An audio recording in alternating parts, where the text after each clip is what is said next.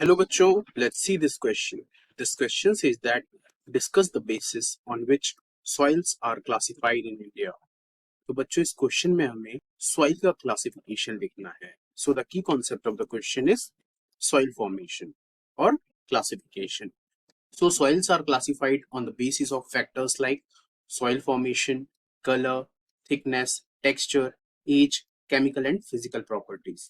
तो बच्चों सॉइल को क्लासिफाइड किया जाता है ऑन वेरियस फैक्टर्स. सबसे पहला जिनमें से है फॉर्मेशन, कि सॉइल का फॉर्मेशन किस तरीके से हुआ है. क्या एंथ्रोपोजेनिक रीजंस के वजह से हुआ है, या फिर वॉल्केनिक इरप्शंस के कारण हुआ है, या सेगमेंटेशन के कारण हुआ है. So on the basis of formation soil are classified into different types. And second on the basis of color, कि उसका अकरेंस कैसा है. कलर से उसकी हम प्रॉपर्टीज पता लगा सकते हैं. जैसे आयरन है तो रेड सॉइल होगी.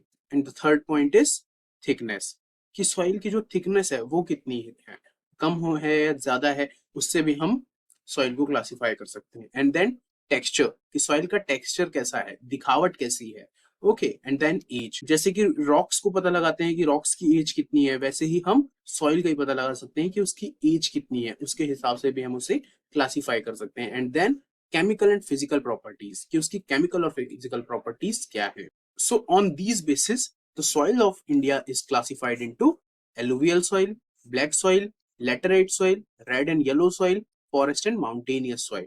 तो बच्चों इन्हीं बेसिस पे इंडिया की जो सॉइल है उसे alluvial soil, black soil, laterite soil, red and yellow soil and forest and mountainous soil में कैटेगराइज किया गया है. एलुवियल सॉइल जो कि ग्रेट प्लेन्स में ही पाई जाती है, नीचे ही पाई जाती है, एंड सबसे ज्यादा जो है इंडिया में वो एलुवियल सॉइल है. It is most beneficial for the cultivation.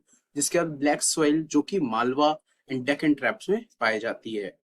And then laterite soil, and then red and yellow soil जो कि हम नॉर्थ ईस्ट रीजन में देखते हैं. And then finally forest and mountainous soil जो हिमालयाज में है. So these are the basis on which soils are classified in India. I hope you understood well. Best of luck.